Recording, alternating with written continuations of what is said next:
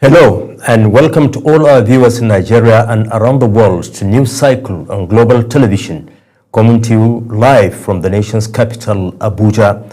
I am Shehu Said.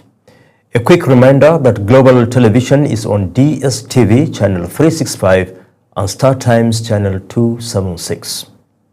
We begin with security issues. Armed men suspected to be marauding bandits operating from the Kayenji Lake National Park have attacked a village market in Kabe District, Borgu local government area of Niger State, setting it ablaze and killing 30 villagers and abducting scores. Confirming the attack in a statement, the Niger State Police Command's Public Relations Officer Wasiu Abiodun said a joint security team had visited the scene and that efforts were ongoing to rescue the kidnapped victims.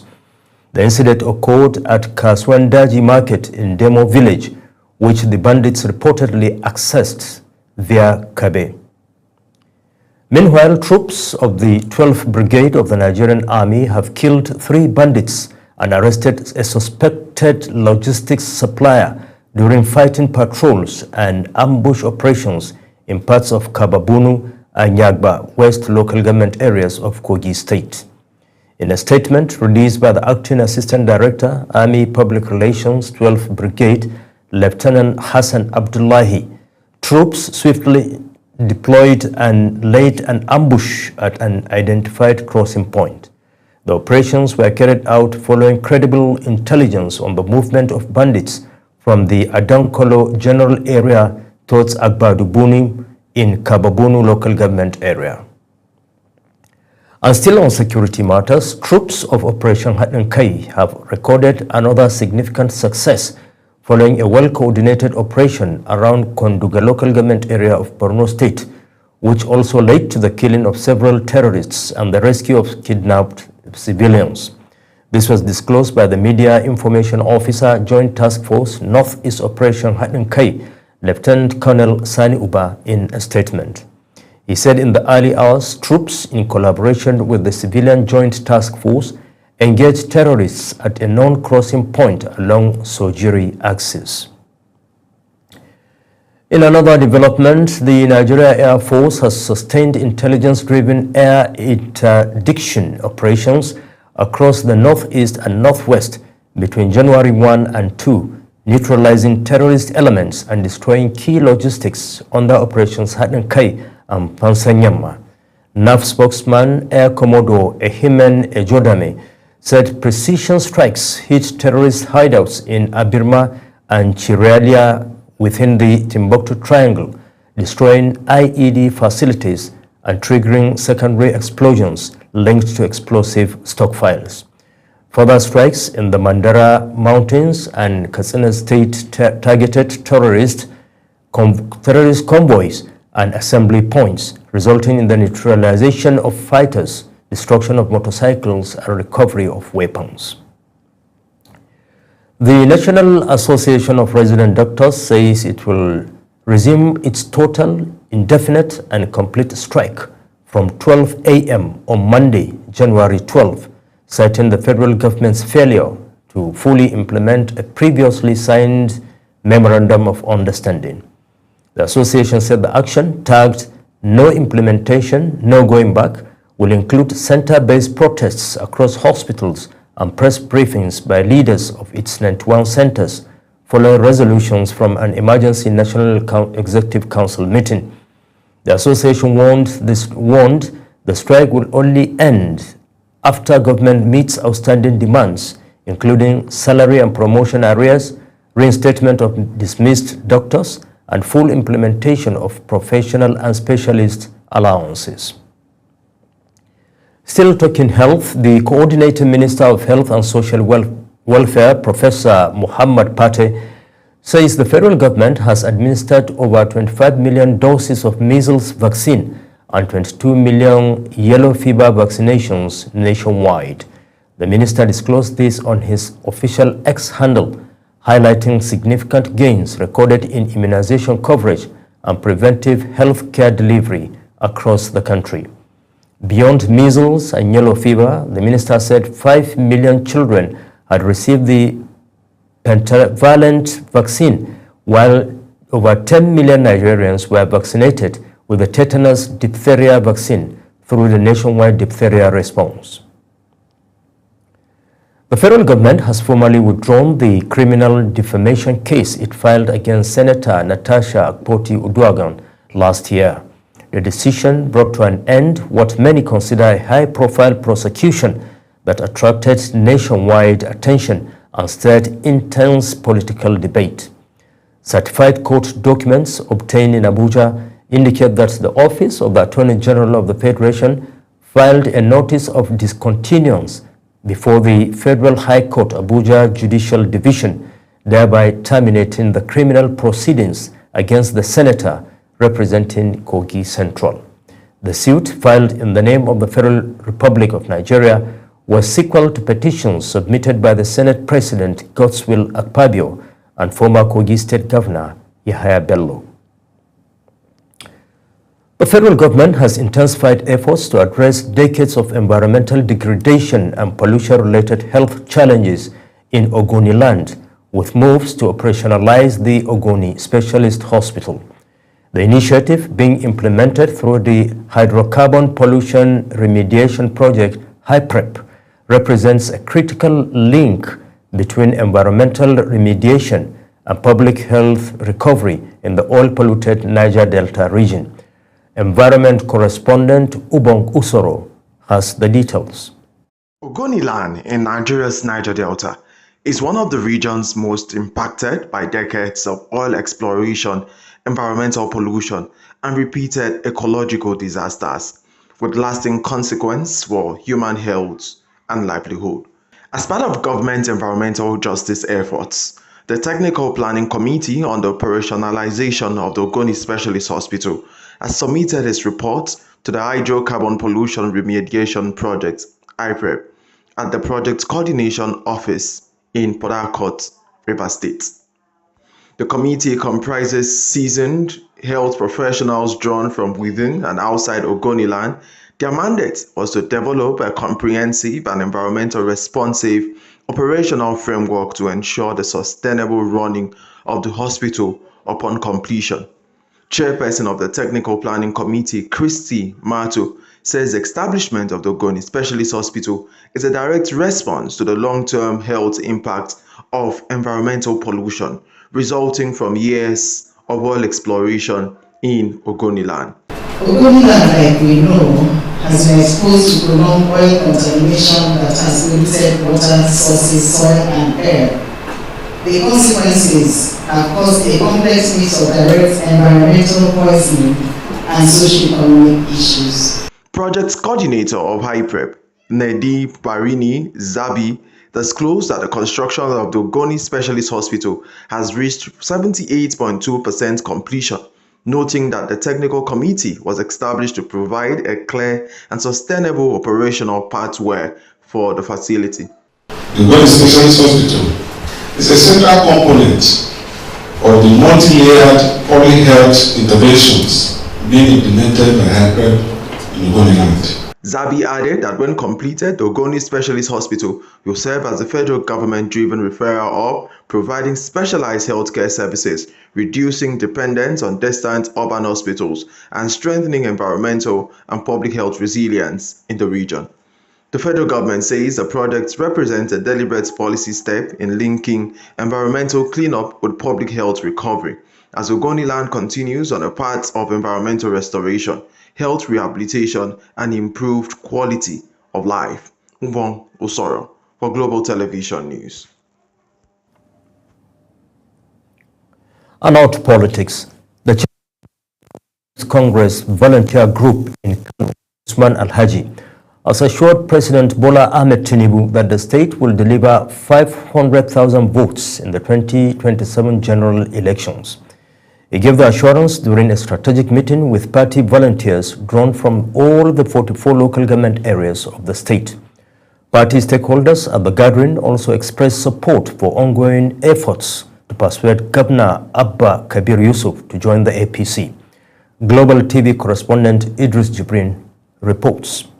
These are members of the APC volunteer group led by former Secretary to the State Government, Alhaji Usman Alhaji. The meeting is part of preparation ahead of the 2027 general elections and to reinforce Kano's political unity behind President Tinubu.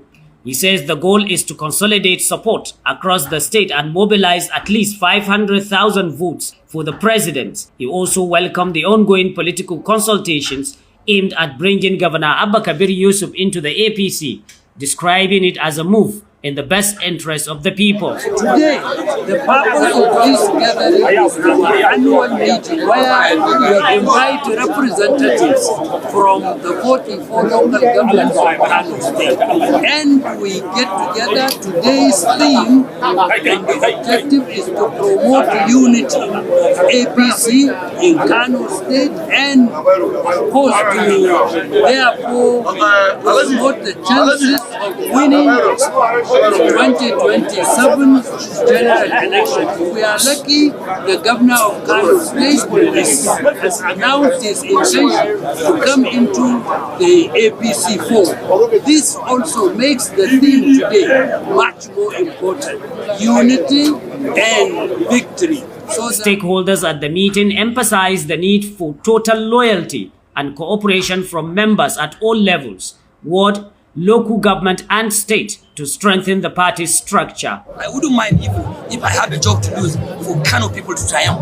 I wouldn't mind if I have a job to lose. I wouldn't mind to lose if the governor comes on board, if Kano will remain peaceful, Kano will remain united. Kano will continue to be at the lead of Nigeria's democracy because we're the biggest democracy today. So I wouldn't mind because I am a popular leader.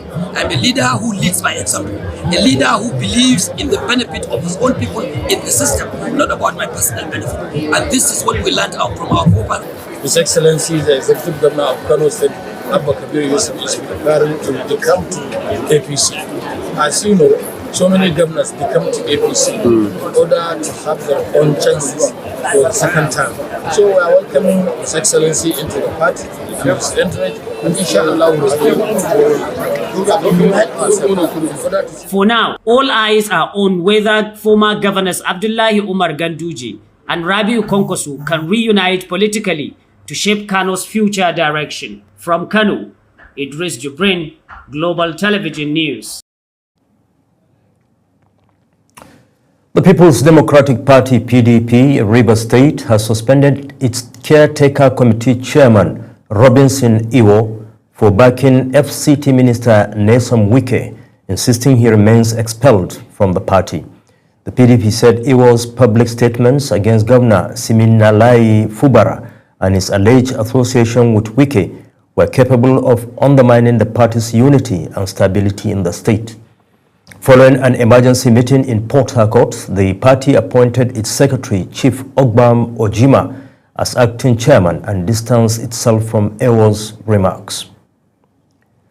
As the world celebrates New Year, many Nigerians are already looking ahead with hopes that the New Year will bring relief from the economic and security challenges experienced in 2025. From rising food prices to insecurity and unemployment, citizens say several promises fell short, leaving them eager for better governance in the new year. Our correspondent Kabir Hassan took the conversation to the Abuja streets to hear what Nigerians expect from the government in 2026 and what they believe was missing in 2025. For many residents in the nation's capital, 2025 was a year marked by hardship, high inflation, insecurity, poor power supply, and unemployment dominated daily conversations as families struggled to cope with the rising cost of living. On the streets of Abuja, Nigerians say their expectations from the government in 2026 are shaped largely by the gaps they faced in 2025. Our first priority is one, security, safety of the citizens, understand. We have faced a lot of challenges the past year, 2025. The expectation is very high as a Nigerian, as far as I'm concerned. But the government has to do a lot. They need to do a lot if they want to ensure that the insecurity is put to an end. A lot of expectation. Issue of, we have had a lot of challenges in the aspect of insecurity. And thank God Recently, we have seen the handwork of the government. There are a lot of improvement in tackling insecurity. While some Nigerians are calling for stronger economic policies, others want improved security, better infrastructure, and affordable food prices. Many insist that the governance in 2026 must focus on the welfare of ordinary citizens rather than political promises. Is to empower the military, empower the security. We are not going analog. The world have gone digital. You can't fight insecurity by using PACPO that are using here. America, they release one missile. See what happens. So we need empowerment. We need to empower our security, the military. Just use technology to fight insecurity. If the political will is there, even you and I can make a change. There are so much that we need the government to work on in the aspect of hardship. Things are very, very hard, extremely hard. As Nigeria steps into 2026 with cautious optimism, their message remains clear: leadership must translate promises into action. For many, the hope is that the lessons of 2025 will guide better decisions, restore public trust, and deliver tangible improvement to everyday life. Kabir Hassan, reporting for Global TV News. Meanwhile, New Year festivities in Abuja continue as many usually busy roads remain empty, with limited vehicular movement and fewer people on the streets. Correspondent Ubong Usoro reports that many residents are still spending quality time with family and friends. The weather can influence the mood, but in Abuja, residents remain in celebratory spirit as New Year festivities continue, resulting in dry roads across the city. Major roads and neighborhood streets across the Federal Capital Territory show reduced traffic, a clear sign of the holiday period. Speaking with Global Television, Abdurrahman Mohammed said many residents are still visiting family and friends and gathering at relaxation spots to enjoy the new year. Yes, usually it's not a working day, it's a day people are supposed to rest. Some residents say the reduced traffic and dry roads have made movement easier for those with vehicles, although it has been a bit difficult for people waiting for taxis to find transportation. People are still celebrating the new year. This is the new year season, and several Abuja residents have traveled out. And then the few ones that remains are either indoor or just strolling around. As the new year celebration continues, Abuja residents remain hopeful and optimistic that by Monday, activities will be back to normal. But for now, the celebration continues. Ubong Usoro for Global Television News. You are watching the live broadcast of News Cycle. When News Cycle returns, Venezuela names interim president after Maduro's capture. Details coming shortly, plus business and sports stories on the other side of this break. Please stay with us.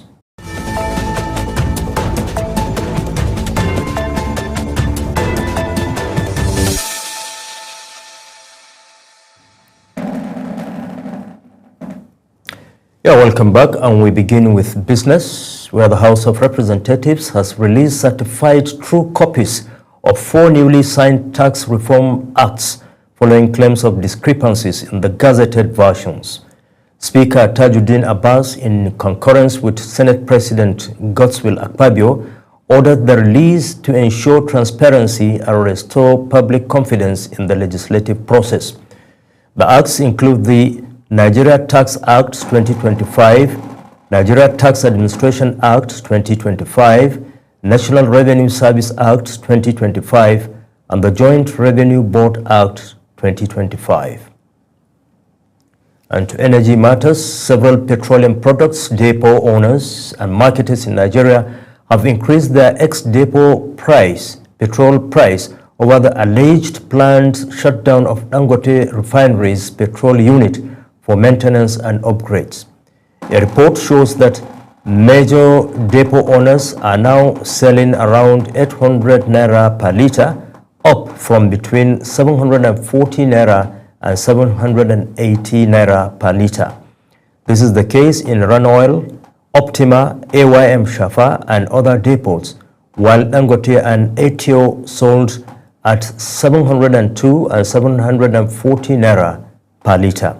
The latest ex-depot price hike is linked to the reported planned turnaround maintenance at the Dangote refinery.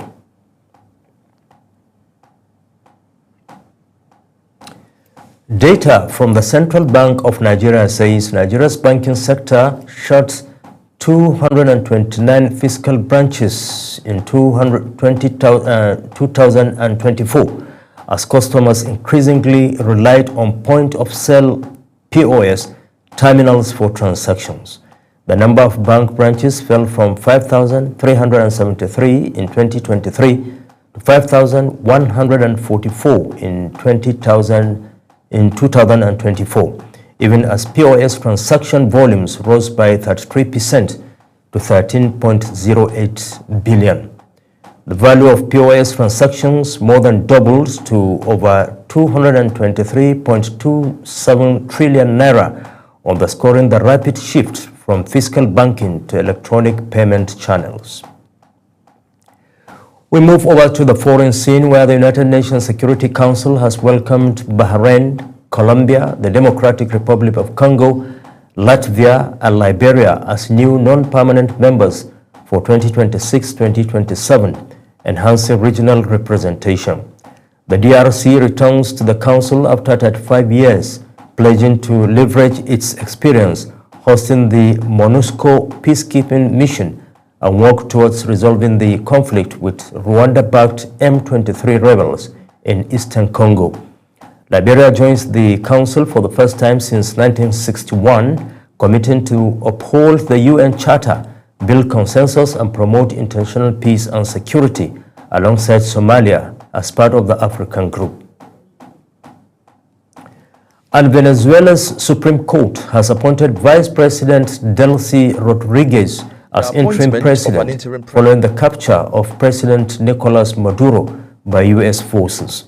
The court said Rodriguez will assume executive powers to guarantee administrative continuity and national defense amidst the president's forced absence. Mukhtar Qasim has the details.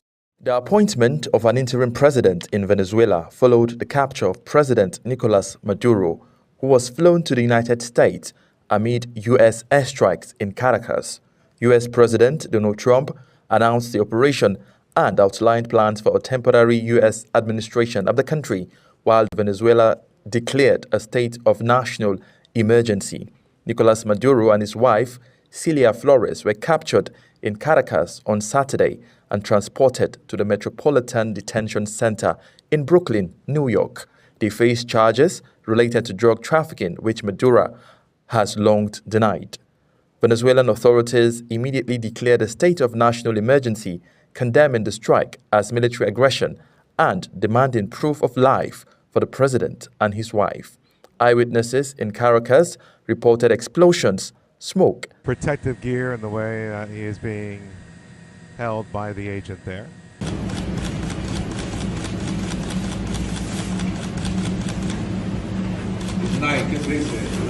Maduro and his wife, both indicted, gave up and were taken into custody by the Department of Justice.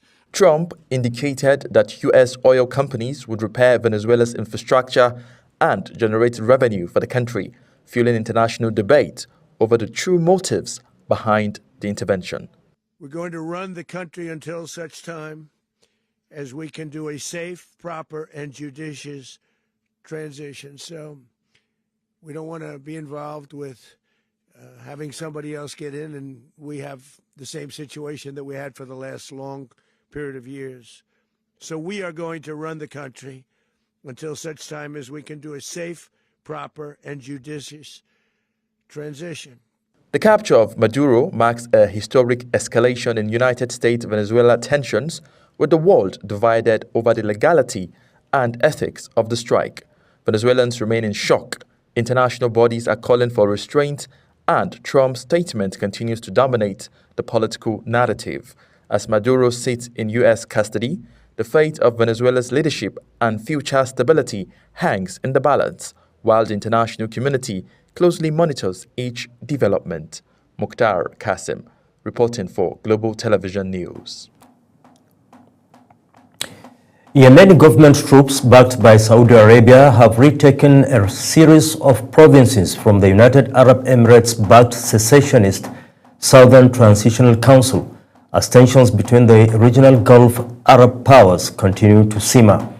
Rashad Al-Alimi, head of the Presidential Leadership Council, the internationally recognized government in the splintered war-ravaged nation, said in a statement that Saudi-backed Homeland Shield forces had achieved record success in retaking all military and security positions in the province bordering Saudi Arabia after the operation launched a day earlier.